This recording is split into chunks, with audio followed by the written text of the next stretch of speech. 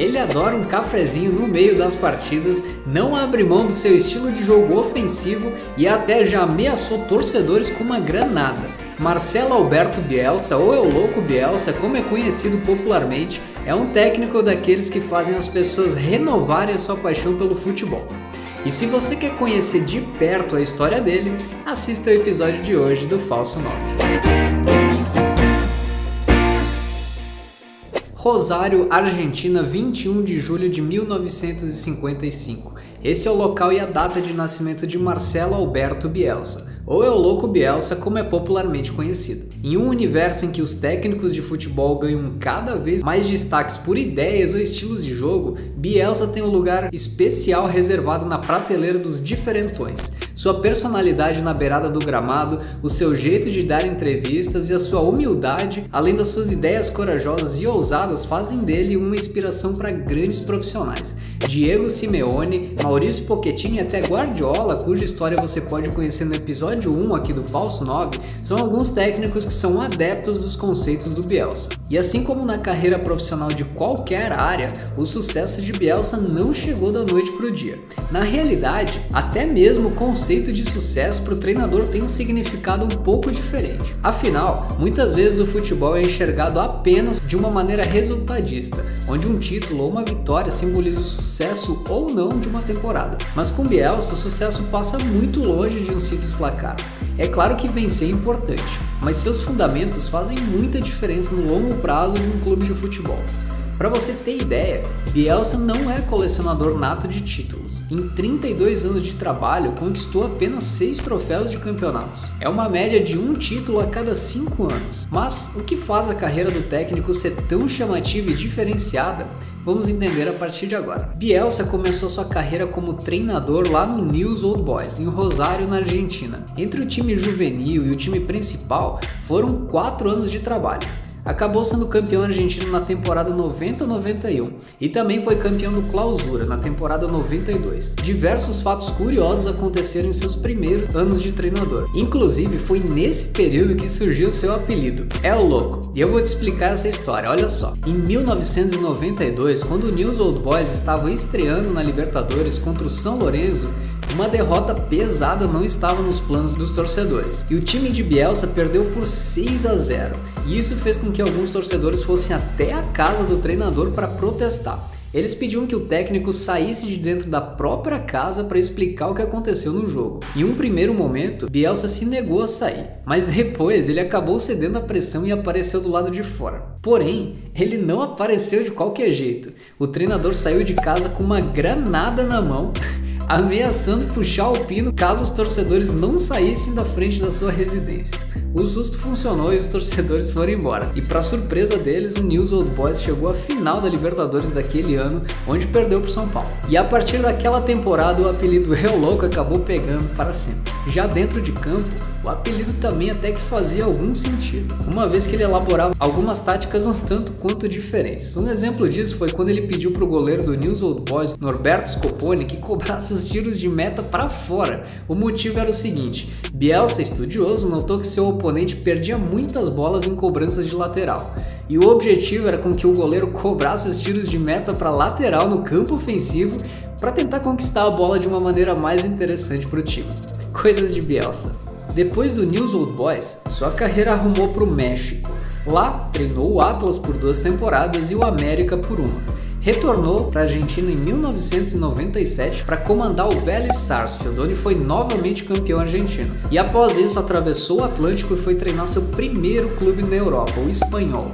Por lá conquistou mais um título, a Copa da Catalunha, mas acabou ficando somente por uma temporada na Europa e logo retornou ao seu país natal para assumir nada mais nada menos do que a seleção da Argentina. Por lá, conquistou a classificação para a Copa do Mundo de 2002, logo depois conquistou também a medalha de ouro nas Olimpíadas de 2004. E quando as coisas pareciam que estavam engrenando, Bielsa pediu demissão do cargo de treinador da seleção. Ficou afastado dos gramados por cerca de 3 anos, retornando aos trabalhos em 2007, assumindo outra seleção, a chilena. Ficou no comando por cerca de 4 anos, levando a seleção para a Copa do Mundo da África do Sul em 2010. E logo após, no próximo ano, em 2011, cruzaria novamente o Atlântico para ir treinar um time na Europa, o Atlético de Bilbao.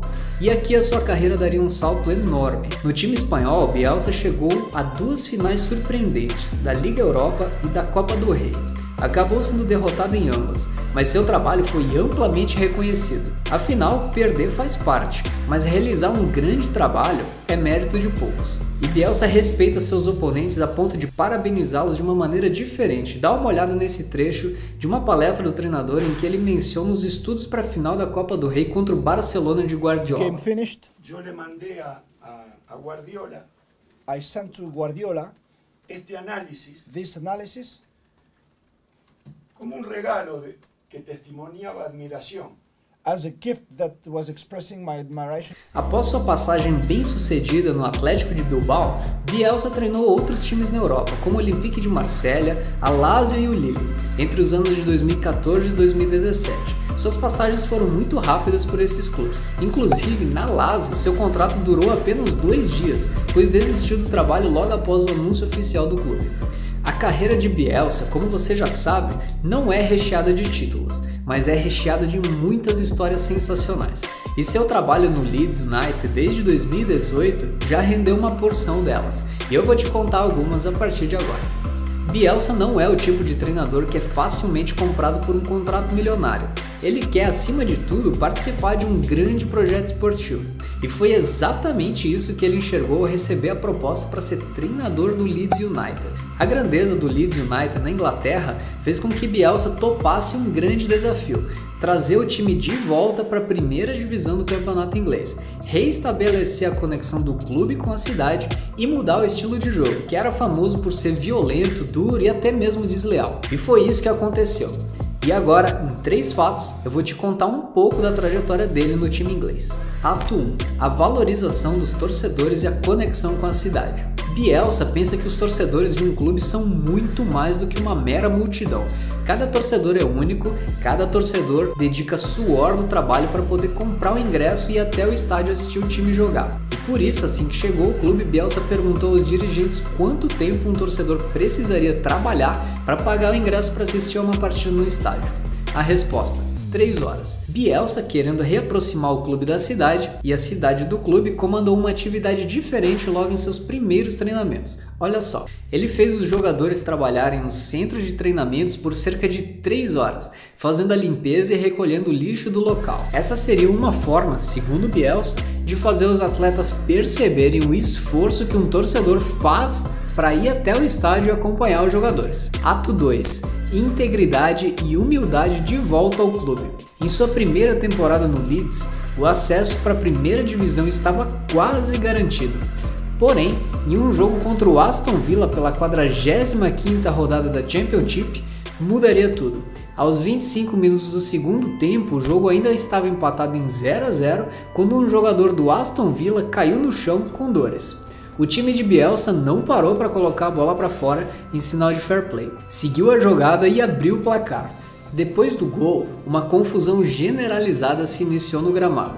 Afinal, os jogadores do Villa não concordavam com a atitude do Leeds. E quando a bola voltou a rolar, Bielsa ordenou que seu time parasse em campo e devolvesse o gol ao Aston Villa, deixando o time avançar e empatar o jogo novamente. Para Bielsa, o que é certo, é certo. Se o jogador do Aston Villa estava realmente com dores no chão, não havia motivos para o jogo continuar. Bielsa é o tipo de treinador que não abre mão da honestidade em prol da esperteza. Para ele, o futebol é muito mais do que ganhar a qualquer custo. Naquela temporada, o Leeds continuou na segunda divisão. Afinal, o empate não bastava para o acesso direto. Ato 3. O acesso. Na temporada 2021, o Leeds estava de volta à Premier League. Campeão da segunda divisão, o gigante adormecido estava agora acordado novamente. Em histórias repletas de humildade, muito trabalho e um futebol ofensivo e de qualidade, Bielsa resgatou o espírito vencedor de um time que já foi 3 vezes campeão inglês. Bielsa faz bem ao Leeds e o Leeds faz bem ao Bielsa. O controle do ego e das vaidades faz de El Louco Bielsa um treinador que vai muito além das 4 linhas do gramado. Como ele mesmo diz, o sucesso é deformante, relaxa, engana, torna-nos piores, faz com que nos apaixonemos por nós mesmos. Hoje, ele mora em cima de um café, longe do centro de Leeds. Vai constantemente ao supermercado perto da sua casa, ainda com as roupas de treino que acabara de realizar. um louco pelo êxito de jogar bem uma partida de futebol em todos os níveis do jogo em si. Esperar que o gol aconteça de maneira aleatória ou jogar por uma simples bolinha na área está completamente fora de cogitação. Senhoras e senhores, este é Marcelo Alberto Bielsa. Se você gostou desse episódio, deixe seu like, se inscreva aqui no Falso 9 e também compartilhe com seus amigos. A gente se vê no próximo vídeo.